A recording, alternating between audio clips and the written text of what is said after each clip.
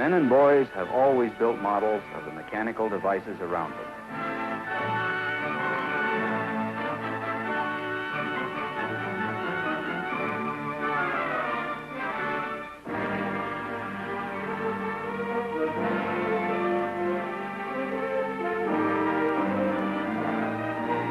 Today, as jet aircraft zoom through the skies at supersonic speeds, thousands of their miniature replicas lift themselves into the same air in city parks and football fields every weekend.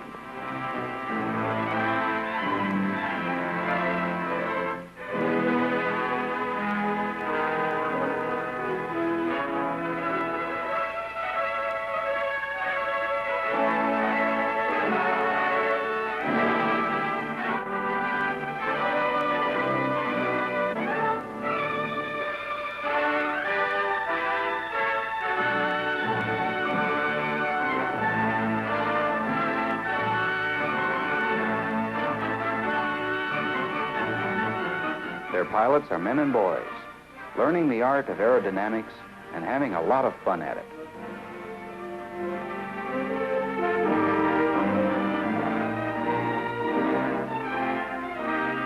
It was inevitable that modeling would grow to embrace our newest great adventure, the conquest of outer space with rockets. From Cape Canaveral, huge space rockets blast off for the boundless voids of space.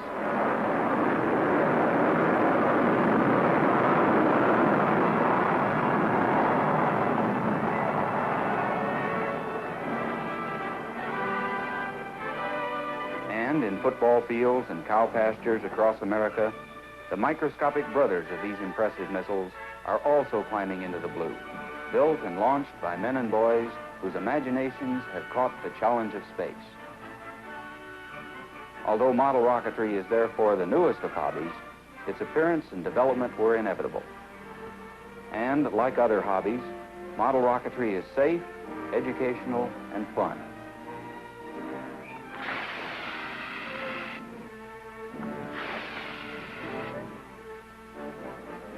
Model rocketry grew out of model aviation and is greatly different from another form of rocketry called amateur rocketry. Amateur rocketeers are interested in building big rockets made of metal and powered by home-brewed fuel concoctions that sometimes give them tremendous performance, but most often lead to nothing more than a huge explosion. On the other hand, model rockets are no more dangerous than model airplanes, and years of experience have proven this.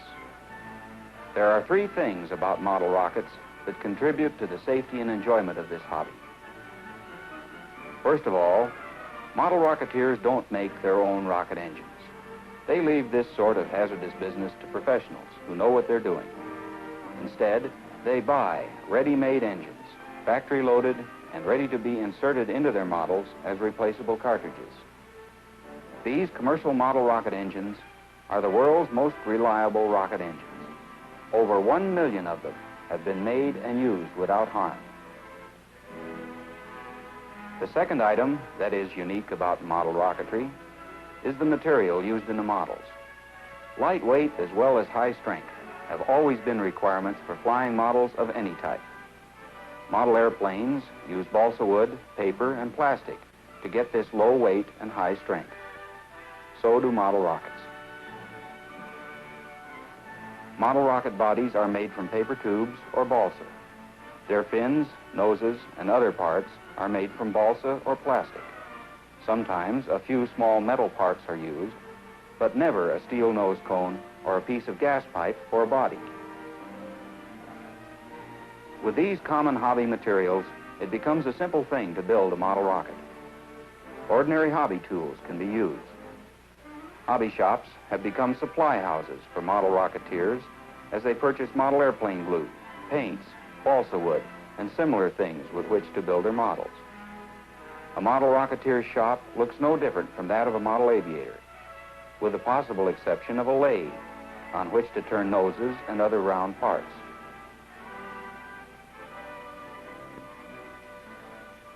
Such very little heat is generated by model rocket engines that there is no need to build models of heavy metal parts.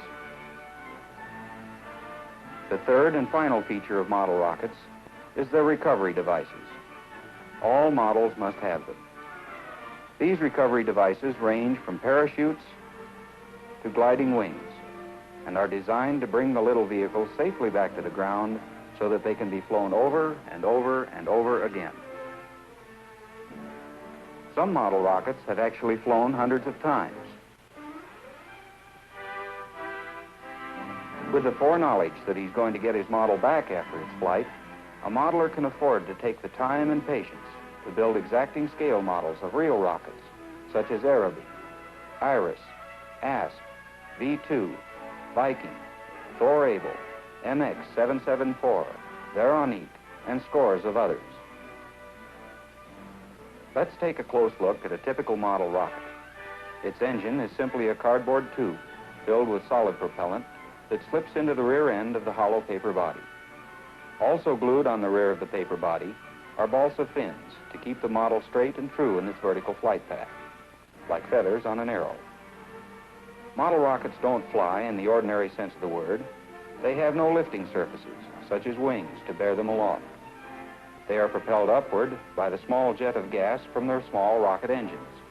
They won't fly horizontally like an airplane. On the front of the paper body tube is a balsa nose cone, so built that it can slide off.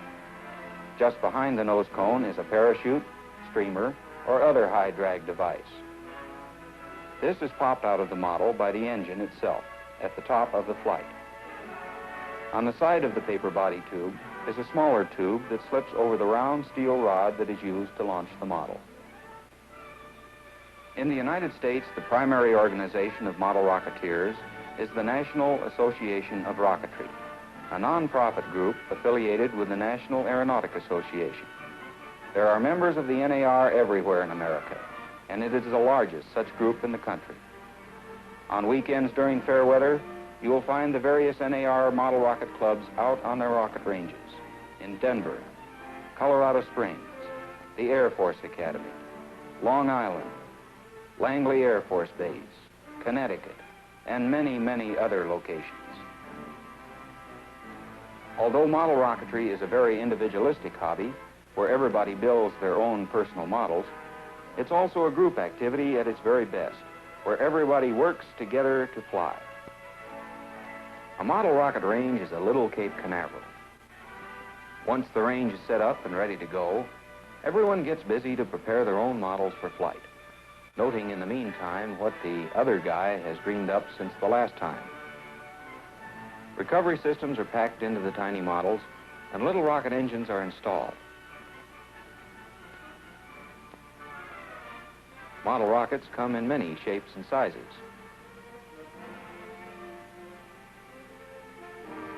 When a model is ready to go, it is given a careful and thorough safety check by an adult member of the NAR, just to make sure that something has not been overlooked because of excitement.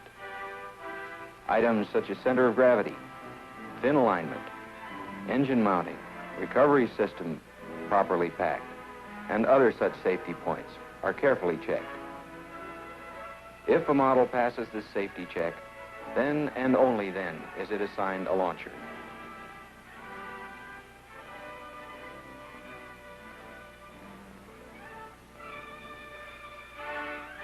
Some of the launchers are simple steel rods.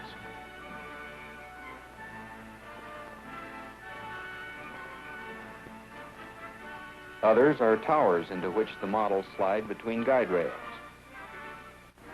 Although model rocketeers sometimes tilt the launcher slightly away from the vertical to compensate for wind drift, model rockets are always flown in a vertical direction.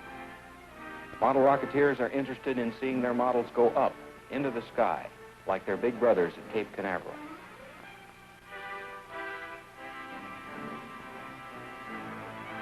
Once all the launchers are loaded with models, the call goes out to man the range stations. Everyone has a job to do. The firing officer takes his post, while the electrical firing leads are being hooked to the engine igniters. Model rockets are always launched by controlled electrical means. The other range personnel stand by. Then, everything is ready, and the launching area is cleared. There are no massive concrete bunkers, no blockhouses, no revetments on a model rocket range. They aren't needed. But everybody stands back because the models go so fast it's difficult to see them otherwise. The safety officer gives the all clear.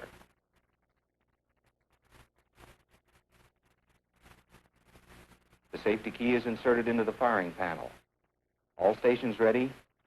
The countdown. Panel is on. Time is running. X minus 5, 4, 3, 2, 1.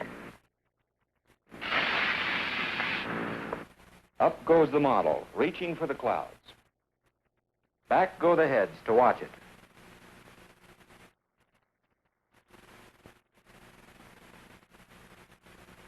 100 yards away, 2 telescopic tracking stations follow it up. Finally, the parachute blossoms forth. Lowering it back to Earth with a recovery crew is waiting for it, ready to bring it back to the launching area and its owner.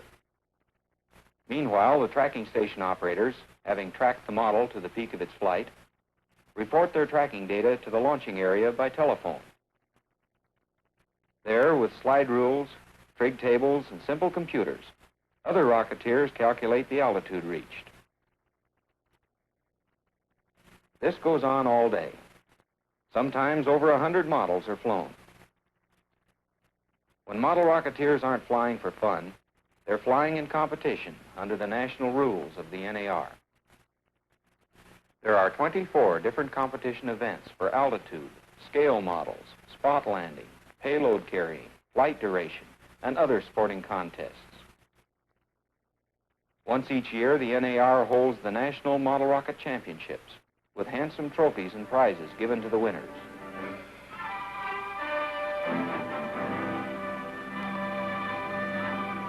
Many well-known organizations have recognized model rocketry.